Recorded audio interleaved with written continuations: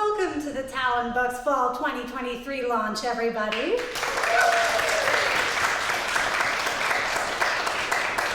I guess I don't have to introduce myself, but I'm Erin. I'm so incredibly excited to be hosting this launch because the Fall 2023 books are killer. They're stellar. They're across the board bangers and you can't miss them.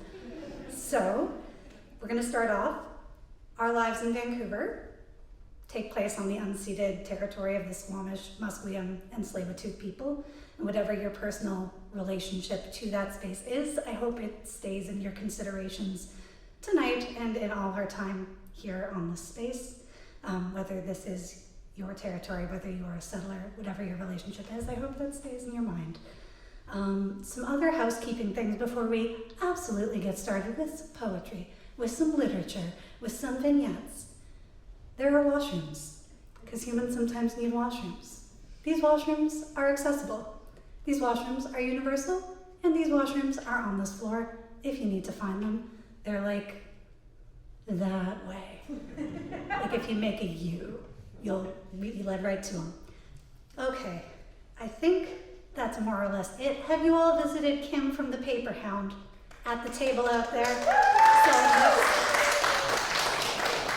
I love that we're all applauding for her, and she doesn't know, but she deserves it because she is amazing. Go visit her once we're done the readings. It's stellar. Are we ready to get started? Yes. Oh my God, immediate actual verbal responses. Yes, love it. Okay, so one more piece of thing is news. One more piece of news. Our first reader of the night, Nikki Reimer, is unfortunately not able to be here due to some unforeseen circumstances. We are super bummed about it, but they have put together a really incredible selection of poems from their book, No Town Called We, which let's give it up for No Town Called We. It's an incredible collection. It's got that Nikki Reimer magic of talking about really heavy things in such a funny way that it makes these topics that could be unapproachable so glorious, so a place you want to spend time in. And if we couldn't have Nikki Reimer here, I am so pleased to say that we get to have Nikki Reimer's friend and the editor of this fantastic book reading these selections of poems. Please give it up for Catriona Strang!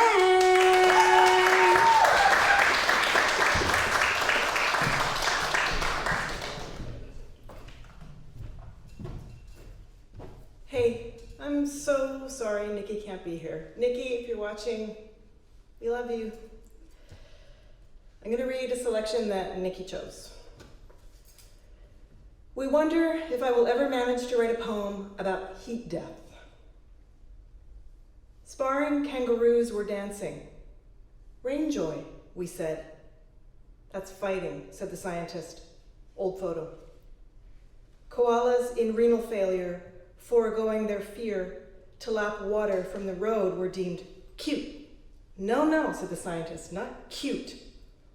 Those creatures are dying. We'd moved on. Wombats shepherd other critters into their burrows, stewards of the underbrush. Not quite right, said the scientist. Wombat burrows are enormous. Most likely the wombat was hiding in another chamber. We'd already created a hashtag. Hashtag wombat empathy will save us. I asked the cat what comes next, and he said, either the complete transformation of existing relationships or the heat death of the planet. One of those. My heart's for home, relationships, kangaroos, scientists. No time for settler logic. No atheists in burrows, friends. No one coming to save us.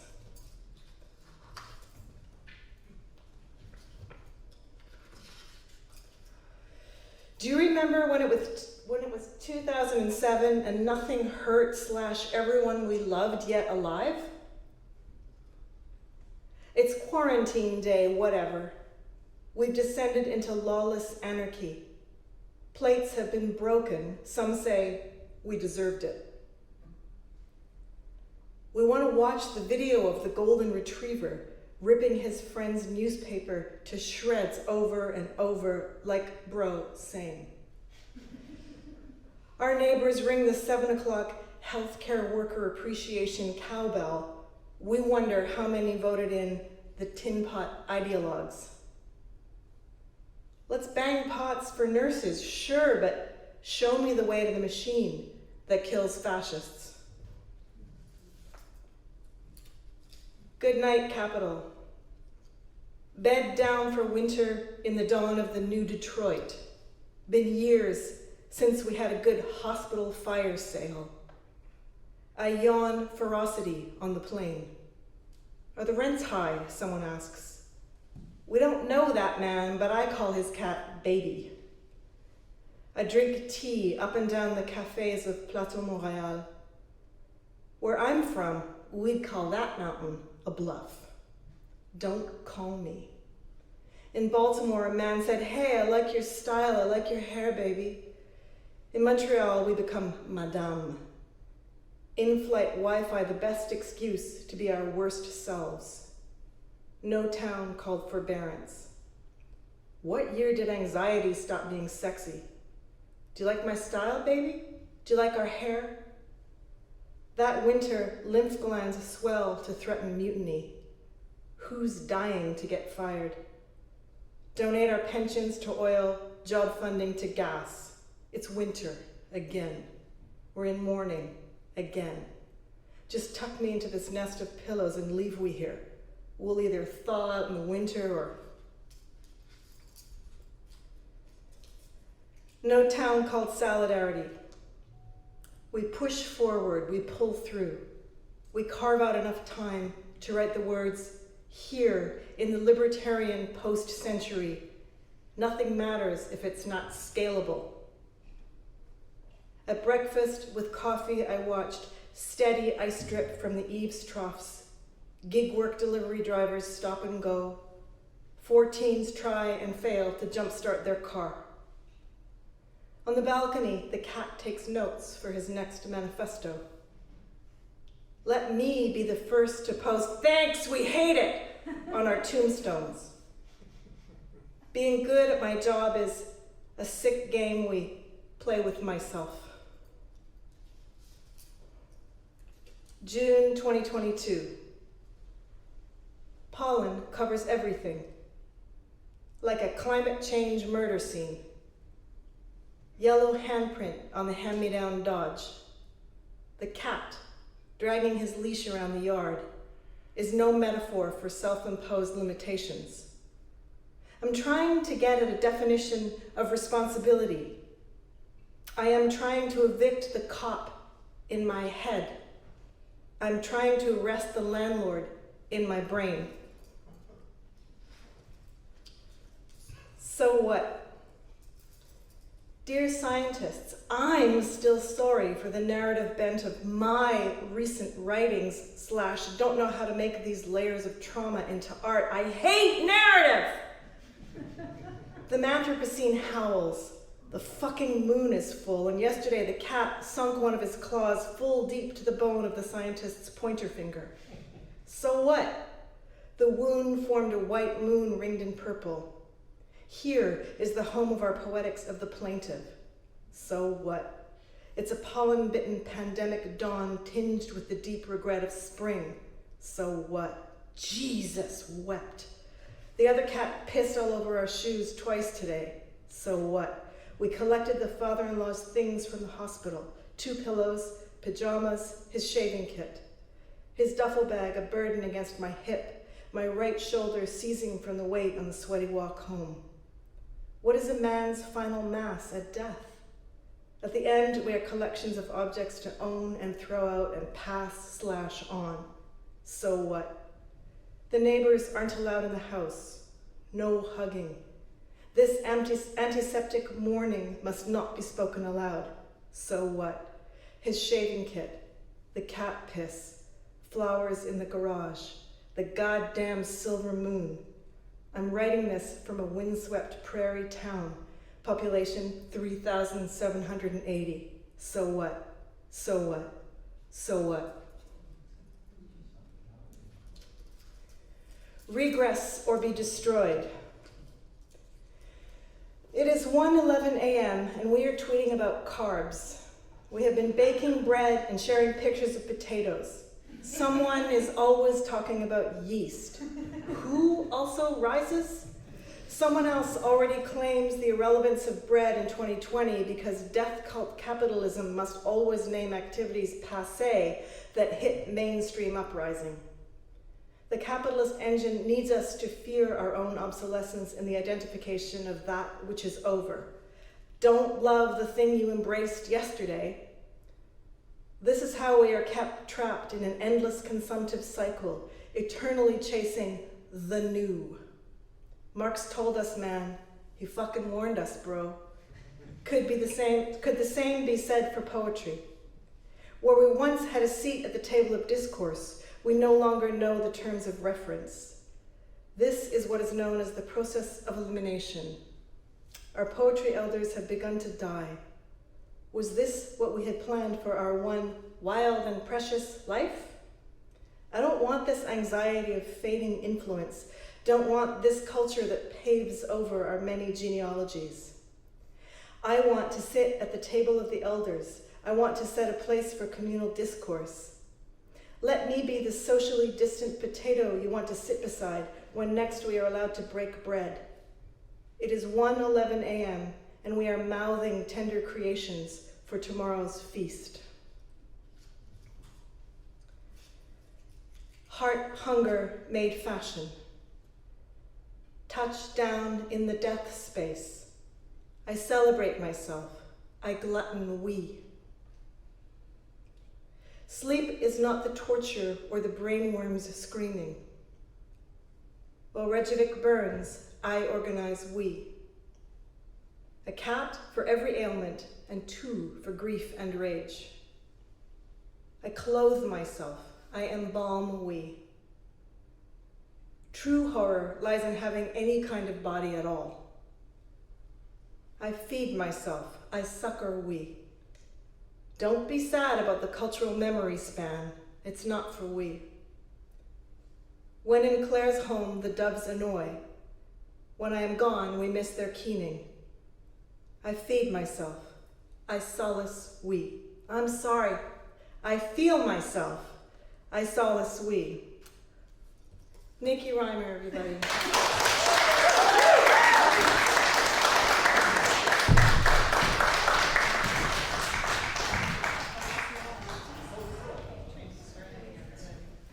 I mean, damn. And may we all be the potatoes that someone wants to sit beside when next we gather. Catriona Strang, Nikki Reimer, one more time. Folks, we're going to keep these good poetic vibes going. Our next performer is amazing. They are a National Magazine Award-winning writer, an editor, and an illustrator, because why just have one talent when you could have 3 talents? Their book of essays, Like a Boy But Not a Boy, blew the roof off the universe. And in that tradition, their new collection, The Berry Takes the Shape of the Bloom, also does that same thing. Oh my God, the way they write about family roles, whether it's being a parent or a child, it's gonna get you. Please, warm round of applause. Give it up for Andrea Bennett!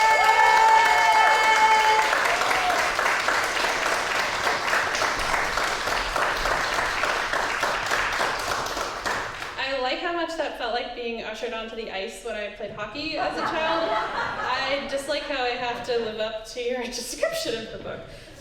Thank you. I'm just gonna start reading. I think it'll be self-explanatory. It is loud. Like the mic is loud. All right, it's fine. I'm also hard of hearing and I'm not used to hearing things so well, and it's actually like I get a lot of myself back. Very self-conscious. It sounds great from here. Before blueberries grow, they grow a bloom that looks like a proto-berry. The berry then takes the shape of the bloom that came before it. The berry displaces the bloom that came before it.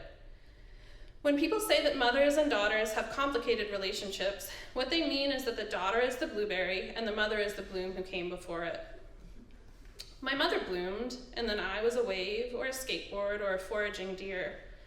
My mother bloomed, and I did not displace her in the right way. Did I bury?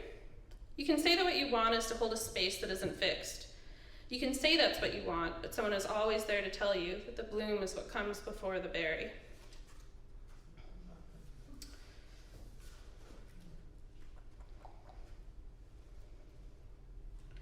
I liked your pull tab style, Catriona. Mine's not as I can't pull them, I might need them later. Each week, the embryo I've been carrying is likened to food. Sesame seed, chickpea, kidney bean. Relatable, like the cone. There's no such thing as being a little bit pregnant. Only this is what it's felt like. 2 pink lines with a promise that could fade, like wax crayon preventing dye on the shell of an Easter egg. I'm pregnant, I tell my practical friend. I'm pregnant, I tell my friend who will have 2 under 2, but I might not stay that way. The place where I get my hair cut is chock-a-block with young trans parents. It's not time to worry yet about how I'll ask not to be called mom. First, Madame has appointments, ultrasounds, preventative health care for the at-risk postpartum period. No energy left over to say, I'm not her. I also was in Montreal, like Nikki's poem, with the Madame. It wasn't an affectation I added to it. I receive a picture of blooms from a family member in the desert. I don't always remember who I've been family to. I don't always know what I've felt. Tomorrow I will remember, and the force of remembering will make me forget again. I am rich like pound cake with family. I am an airy crumb where the family used to go. That same family member, who is my partner's uncle, sent me another picture of blooms from the desert just a few days ago. Not years ago, days ago.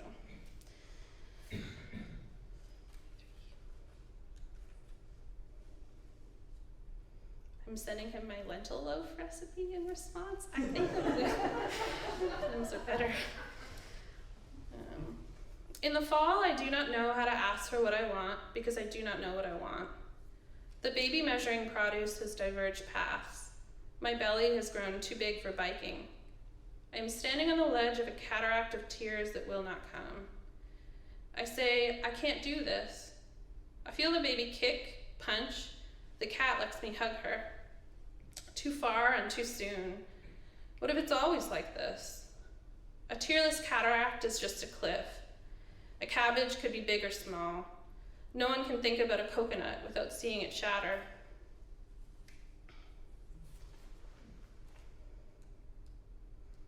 That poem is about Sinclair, my child, who did come into the world, in case she's fine.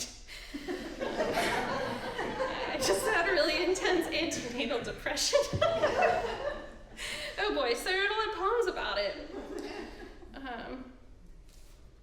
As common as Bladderwrack and not quite attractive enough to be an underdog in the imaginary autobiography of my own life. Every time I enter the ocean, through its eelgrass, between its moon jellies, I take a little bit home with me. It is fine to be common. It is a gift to enter the ocean on the same patch of intertidal sand, to take in its changes and constancy, its cycles, its gossip, its anger, its gripes. I have a towel and a bathing suit in the lobby. I swam right before I came here. It's been my, this book coming out after the pandemic is the first time I've actually read in like a long, long time. And so I started a new tradition, which is swimming before or after I read, so that I can deal with the dread of stage fright and have something to look forward to, or ground me before I come up here. I'll just read a couple more. I want to be the fig and the wasp, a good tender leaf, a worker. I listen for the 2 test kernels to pop in the pot. My hearing is a peal of bells that rings and rings. I'm sure the kernels pop and pop, but there they are, knees tight to their chests. A bee goes by outside and Sinclair tries to name it. She takes her fingers out of her mouth and points. She can be whatever she wants. I will buy her earplugs. I want everyone to live forever. I want to give and to take, and maybe that's too much to want.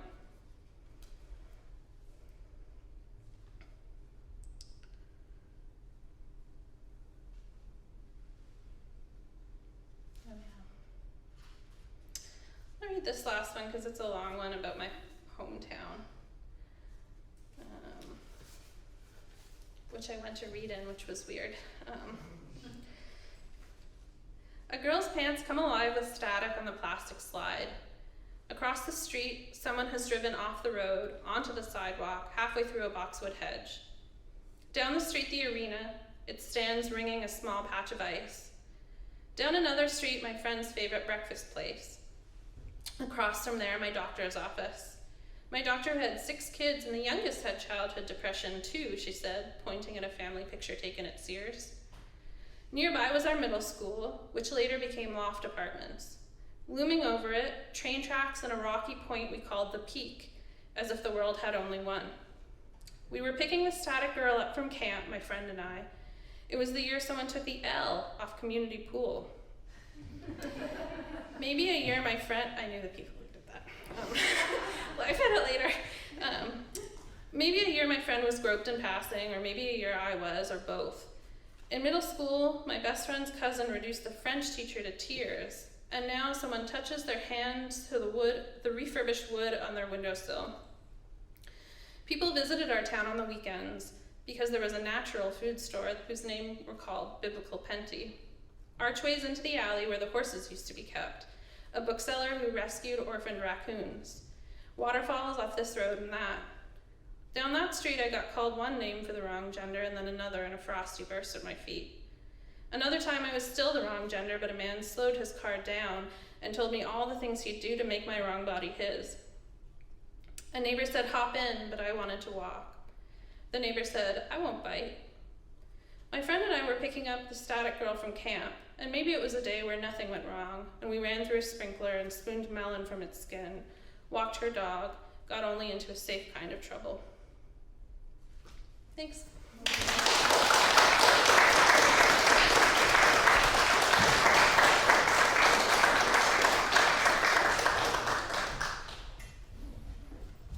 Andrea, was that line, I can't always remember who I've been family to? Was that the line? That's amazing. Okay, I love it. Also, did we ever find out who took the L off the sign? Yeah, but I can't tell you. Certainly. I don't know the statute of limitations. Fun fact, I don't think we have them here. But good looking out. Folks, are we good to keep rolling into our next performer?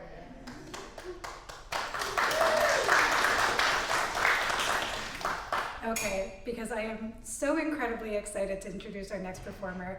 This is a debut book. Yes. And it is, so you're going, this is a debut book? As you read it, you're going, this is, it's so stellar. I want to say so much, but I don't want to spoil anything for you. Okay, so our next reader, we have Samantha Nock coming to the stage. Samantha Nock is a Cree Métis writer from Treaty 8 territory in the Peace region of Northeast British Columbia. And she's launching her debut book. Her debut book, A Family of Dreamers, all the way to the stage for Sam!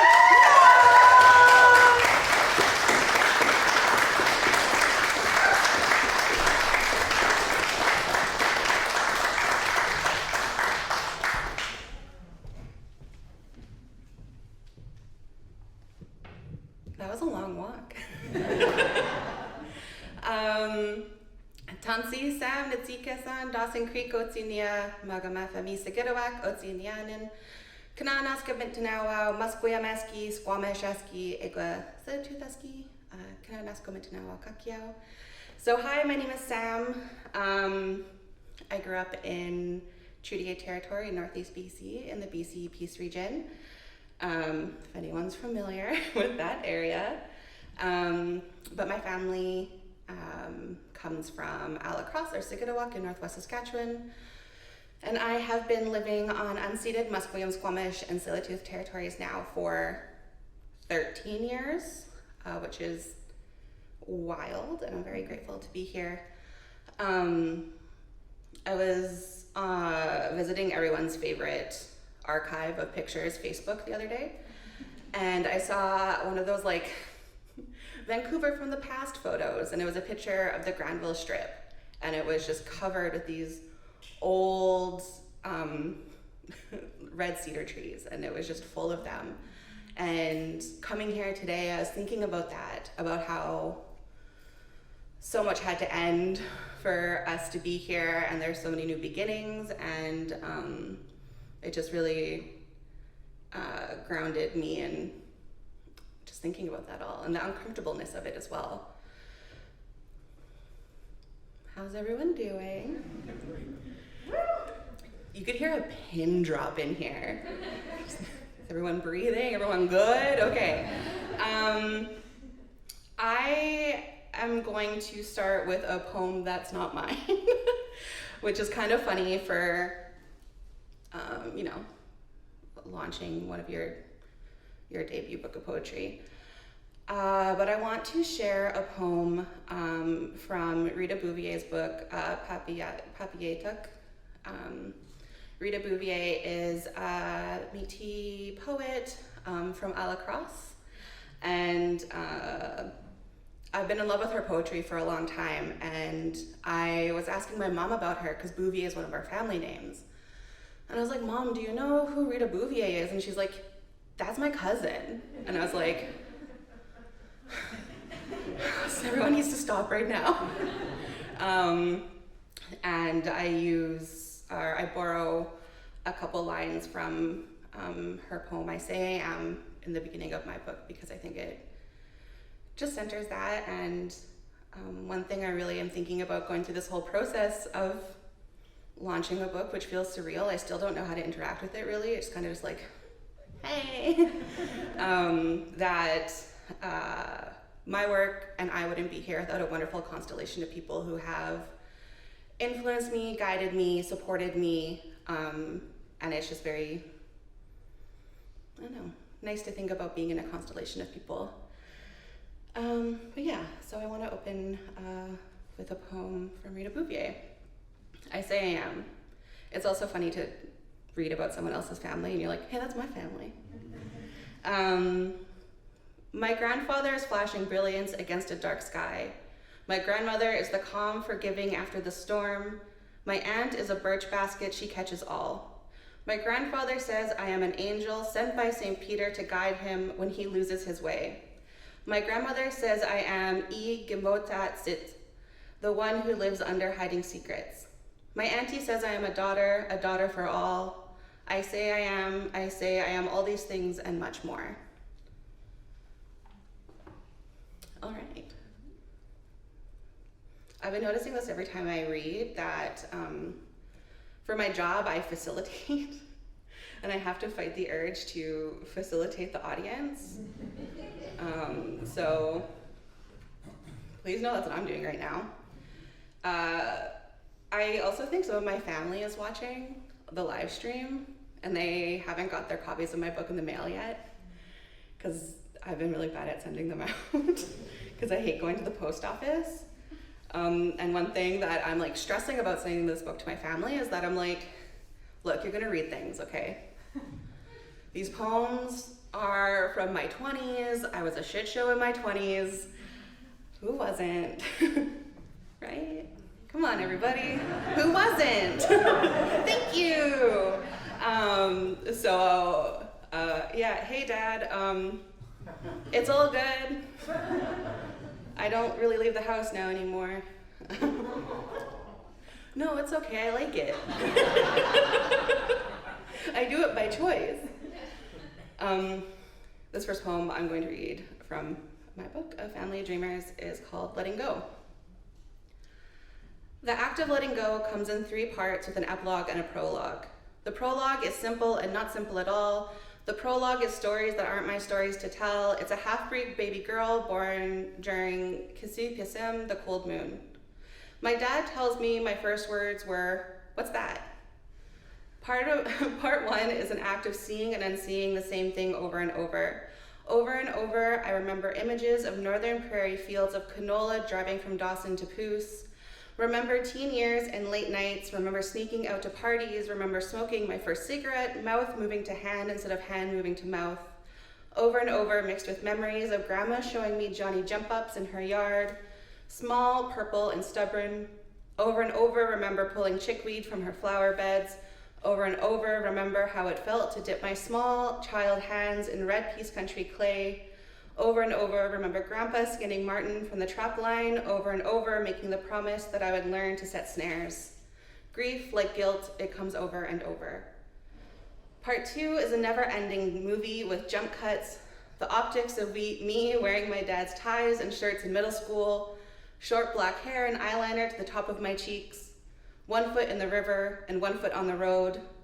It's going to Cookums to sit beside her on her couch as she watches The Young and the Restless, to listen to her, my auntie, and my mom talk about that damn Victor. It's riding horses while dreaming of what it would be like to steal that horse and run away. It's watching him put snooze in his lip and remembering how much I hate him. It's listening to Dreams by Fleetwood Mac on a cassette on a small yellow Walkman. I apologize to horses before I know I'm leaving that summer. Fleet is the first to know of my plans. It's feeling the grass tickle me as I sit and wonder what it's all going to be like. It's feeling 13 and 45 at the same time. The scene playing out from 2 different viewpoints, varying only slightly. A change comes in part 3. Working hard in high school because I'm a cliche of wanting to leave my small town. It's following in my big brother's footsteps. It's learning to leave my own. It comes with trading canola for coastal waters, leaving summer thunderstorms and driving down country roads in my Ford Ranger. It's saying goodbye to the lands that raised me. It's knowing that when I left at 13, he said you can never come back, he was wrong. It's knowing he's right. Sometimes change comes all at once, sometimes so slowly it feels like it's not happening at all. It's being a small fish in a big pond, an imposter syndrome in every university class. It's finding comfort in the faces of the Indians I meet in those classes. They remind me of home and The Young and the Restless and that damn Victor. There's an everlasting epilogue. It's the 3 women that raised me coming together to make the sick one tea. It's being 1,000 miles away, hoping tea is the cure. It's feeling so small next to cedar. The ending is making family out of more than blood, making friends out of lovers and lovers out of friends. It's wondering if I'll ever lose this feeling in the pit of my stomach. It's the time I fell into the Moberly and thought I was drowning. My body took over to swim us back to shore. It's looking back, exhausted and panting, to see the ghost of myself sinking to the bottom of the lake. All right. I never really read that long one. That was fun. All right. I experienced this last week when I was reading. I didn't pre-pick my poems, and now I pre-picked them, and I'm like, do I want to do that? Sweating. Why did I wear a blazer? It's so cute. Thank you. I feel like a business lady. Or that I'm in a startup, and I'm about to sell you shares in my tech company. Meet me outside. I have a really cool investment opportunity. This one's called On the Farm. On the farm, I am free. Crabgrass brushes against my knuckles, cold pond water runs through my fingers. A make-believe world between spruce trees. This is where I begin again and again and again. Tell me a story, let's play Pictionary, let's drink 1 more cup of coffee. I would give everything for just 1 more cup of coffee with you.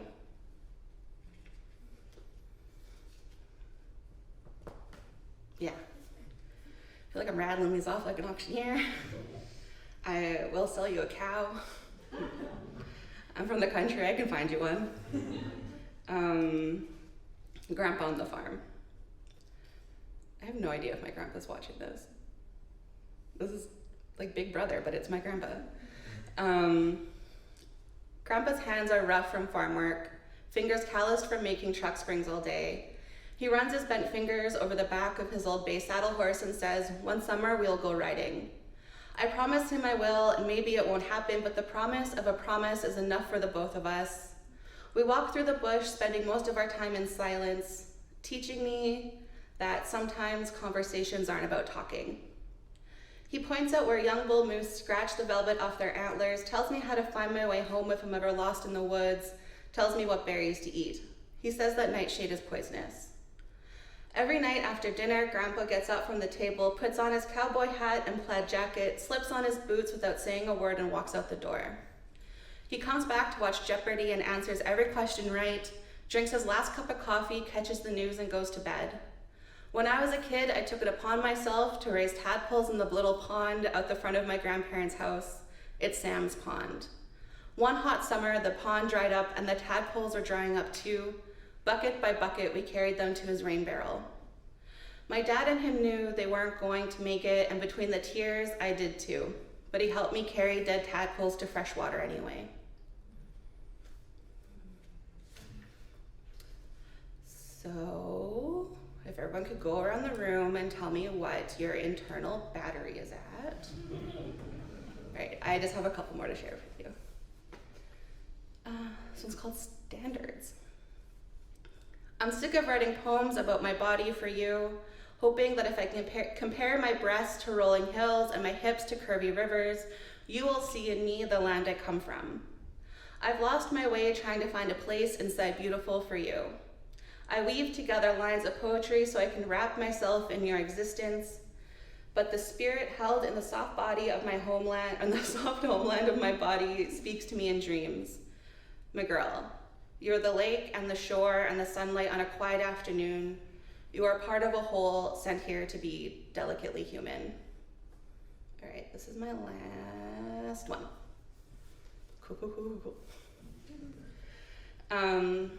This one is called Where the Sun Touches My Body, and it has a little intro from Dallas Hunt's book, Creeland. If you haven't read Dallas's book, highly recommend running to your nearest bookstore and buying it.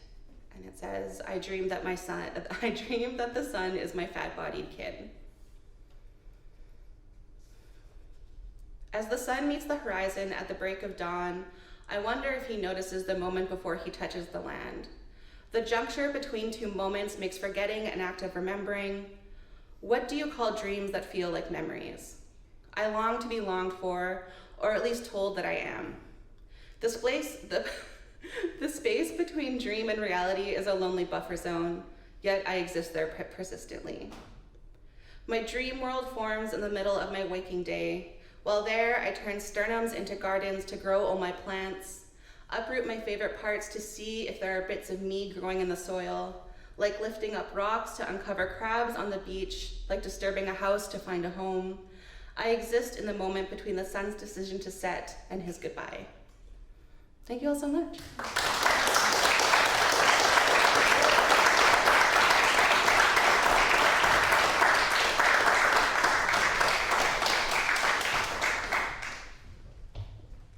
So we're all obsessed now, right? Oh my God, so that poem, Grandpa on the Farm, that ends with your family helping to bring the tadpoles. There's also a poem in this book that is similarly a banger called Grandma on the Farm. It's also gonna rock your world. You gotta read through it. It's stellar. Folks, we have one more reader tonight. We got one more stellar, amazing reader who says genre, whose genre? I do every genre, and I do it all so well. Folks, our last reader of the night is so funny, is so talented, and has really addressed an issue I have in literature, which is that there's a real dearth of cows in literature. And Marianne Farrant said, I'm here to remedy this. I'm here to remedy this and so much more.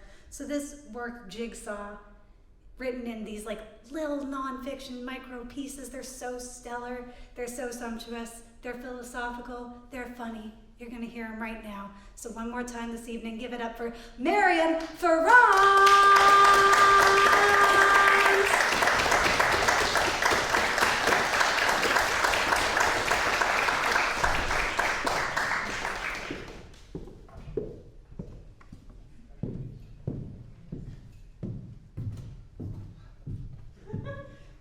You're right, it's a long way. It's kind of like walking the plank. Well, I'm really glad to be here tonight, and I want to thank Kevin and the talent team for publishing Jigsaw. I really want to thank Catriona, and it is Catriona. All these months I thought it was Catriona. So sorry for the editing, and Andrea has some wonderful line drawings in this book. So grateful that they were able to do this, so thank you. And I also want to shout out to Carl Siegler, who edited the first draft of the book and really helped set me on my way with this. So, Jigsaw. Halfway through the pandemic, friends lent me 2 jigsaw puzzles, which I enjoyed. And they piqued my interest. And I wondered well, what is it about jigsaw puzzles? So I did a little bit of preliminary research. And what I found was in 2019, $687 billion was the worldwide value of jigsaw sales globally. 687 billion. And of that same year, 21 billion were sold. And even more startling, in the United States, in North America, in any given minute, 7 jigsaw puzzles are sold. Can you imagine? Well, I couldn't. So I'm going to read 3 pieces from the beginning of the book. And I don't know, this is a cue for Spencer. Well, it may not be. Regular jigsaw puzzle pieces. Jigsaw puzzle pieces with heads, arms, legs, and indented sides belong to a class of common shapes called little chaps, a term coined by Georges Pyatt in his book, Life, a User's Manual. There is something innocent and merry about little chaps. There it is. About little chaps. You search them out in the heap of pieces, line them up side by side like a daisy chain, and experience great delight when you add another piece to the chain. Alternate meanings of little chaps. Little boys, urchins, penises.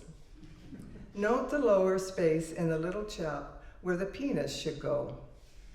Not to worry, before long it arrives in the form of the double cross piece, also dubbed by Pyatt the patriarchal piece, the most common of jigsaw pieces. Other puzzle pieces have names as well. They are, Pyatt notes, part of the standardized model of puzzle pieces, which sounds like something from Aldous Huxley's Brave New World with its 5 types of engineered human beings, alpha, beta, and so on. Likening your personality to the shape of a puzzle piece could be a fun pastime. Are you an edge type? A double wing? Regular? Irregular? There is bound to be an online game about this. Of the standardized model group, I'm fond of the piece called Double Ears. My heart goes out to it. It's a bit of a misfit, odd-looking perhaps, misunderstood, excuse me, but enduring with those double ears. It hears twice as much as anyone else. It knows exactly where we go when we're transported by music. Double ears holds the secret, even if the rest of us haven't got a clue. Puzzles for brains.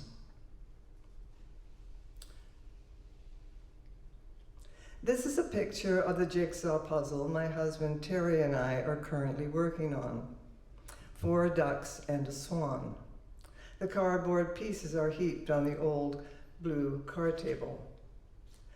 One of the puzzle's purposes is to aid us in passing time during these long winter evenings. Ordinarily, we'd be passing time by watching police procedurals on BritBox. We like the detective chief inspectors who have interesting flaws, OCD, politically incorrect behavior, addiction to pain pills. Many are broody and loveless. 4 ducks and a swan has an important purpose which has to do with our brains. We've been advised that watching police procedurals every night is bad for them because police procedurals weaken our brains, leaving them flat, dull, and devoid of imaginative content. Jigsaw puzzles eradicate this problem because they enhance the brain's function. Assembling and fitting the pieces together is a form of carpentry, says writer and jigsaw historian Margaret Drabble. Using the glue of jigsaws, we are reframing our brains. We would rather find a body in a ditch and piece together the mystery of how it got there, but never mind. For now, it is drabble, drabble, drabble, 4 ducks and a swan on a pond. So much depends upon the sawing and hammering in our desiccated brains.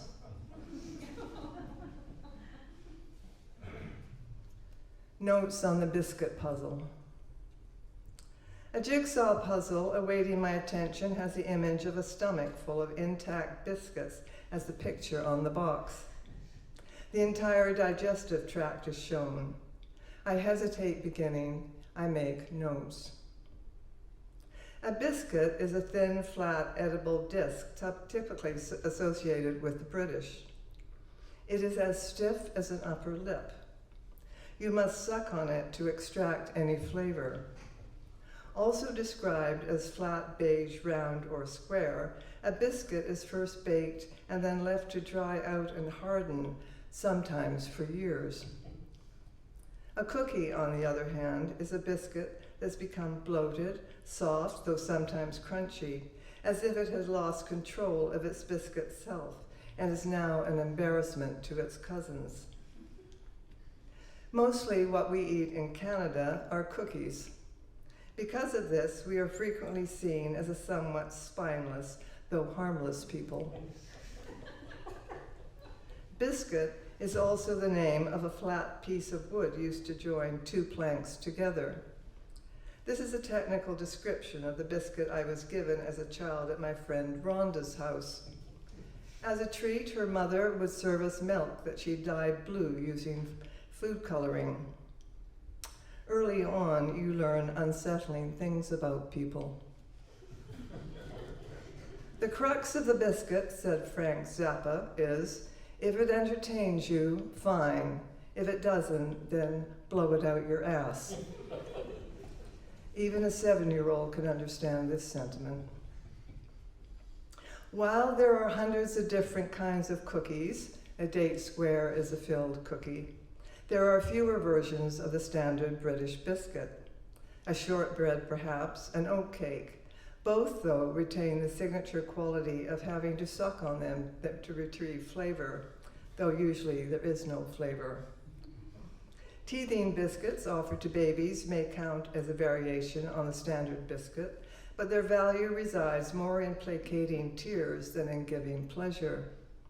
Not everyone will agree with this statement. Biscuit was the nom de plume of the no-fun teenage counselor at the United Church Girls Camp I attended for a week in early summer when I was 10 years old. It rained for a week. Biscuit's rival at the camp was the lively Cookie in the hut next to ours. We could hear her and her charges laughing like crazy after lights out, playing games, singing songs, while Biscuit lay on her cot reading romance novels by flashlight and yelling, "Just go to sleep, for Christ's sake." The girls in our hut became lesser beings because of Biscuit. There is a paint color called Biscuit that you can choose for your living room walls. The palette ranges from light beige to gray. According to the decorating tip website Casa Amina, biscuit color is a very in vogue color lately, not only in terms of furniture, but also in clothing and in artistic trends in general. I'm supposing by artistic trends in general, what's meant is artwork that's innocuous. In the UK, a popular biscuit, according to the website Joe, a news and entertainment site, is a lotus biscoff, a name surely derived from the food designer's yoga practice. The worst British biscuit is a Garibaldi, according to Joe, a biscuit that contains currant. Joe's assessment is one I agree with. Currants have no place in society, let alone in our biscuits. Joe's very best biscuit is Fox's Chocolatey. The rating is accompanied by a fervid comment. Oh, absolutely, Jesus, suffering Christ, yes. Cookie was a favorite name for cats and dogs when I was growing up. Now everyone is calling their dogs Coco, which is something you can dunk a biscuit into, but never a cookie, because a cookie true to form will disintegrate. There are not a lot of biscuit crumbs left in a tin when it's emptied. Cookies, on the other hand, turn into crumbs at a shocking rate. The only good thing that can be said about biscuits is that they don't crumble. It's a stark thought, said British writer Stephen Hall, that when we die, most of us will leave behind uneaten biscuits. I spent a lot of time at camp in the nurses' stations pretending to be sick. I didn't like biscuit or being pushed in the lake during free swim or participating in group games like Capture the Flag because of the screaming. I did attend a session called Future Nurses, though. It was there I learned how to make up a hospital bed, should I ever want to. The procedure involves folding a cover sheet in a precise way. The aim is to imprison the bedridden. The camp nurse was soothing Mrs. Arnold. She gave me a steady supply of Scotch mints while I was under her care.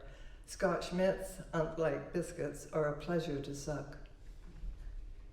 Biscotti are not a pleasure to suck.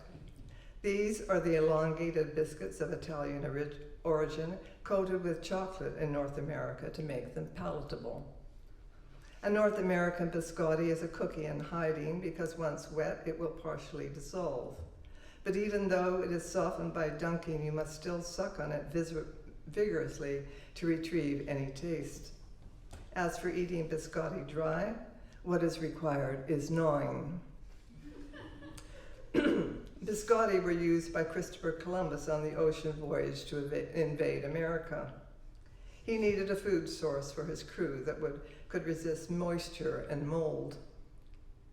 It is currently chic to be seen in a cafe dunking a mold-free biscotti into an Americano while looking at your phone. This represents the high point of biscuit life in North America. Sci-fi writer Neil Gaiman didn't appear to express any love for cookies when he wrote in American Gods, "The house smelled musty and damp and a little sweet, as if it were haunted by the ghosts of long-dead cookies." For the record, long-dead cookies do not become ghosts, they become petrified crumbs. Leave a cookie tin unopened for several years and you will discover the truth of this statement. Crumbs remain on the crumpled wax paper or gathered like mouse droppings in the tin's rusty corners. Abandoned biscuits do not decompose, ever. They are waiting for your heirs to throw them out after your demise. The nurses' station was a separate hut and the only one in the entire camp that had heat. It was a peaceful place. The bed had a plaid cover, a side table, and 2 pillows. When I wasn't reading Little Lulu or Archie comics, I would stretch out and listen to the driving rain on the roof.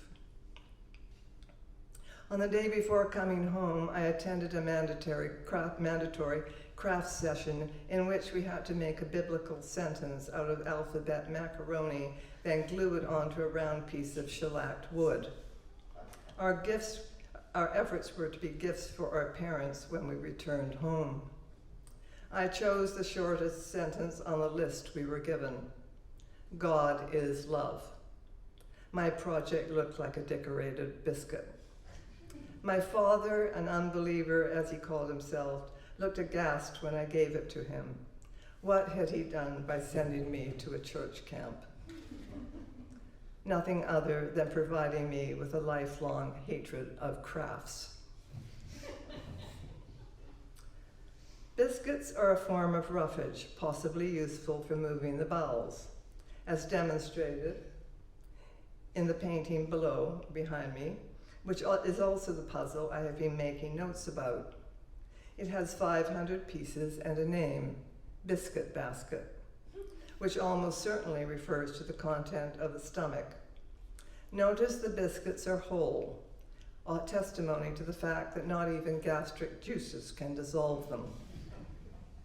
I received the puzzle as a Christmas gift. It is now late spring and it is still in its box. Where to begin? With the sausage-colored intestines, the esophagus, the pretty but odd pink and blue background. And I wonder, was biscuit basket originally meant to represent a vase on a table, and somehow the image got away from the artist. I have consulted my notes in order to reach a decision. Will completing this jigsaw puzzle of the human digestive tract featuring undigested biscuits add anything to my life? The answer continues to elude me. Thank you for listening.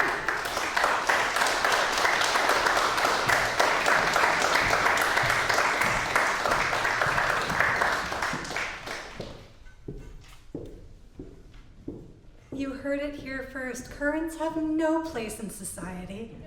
Not any. This book is so amazing, whether it's cows, puzzles, roads, everything you do is so funny. I love it so much.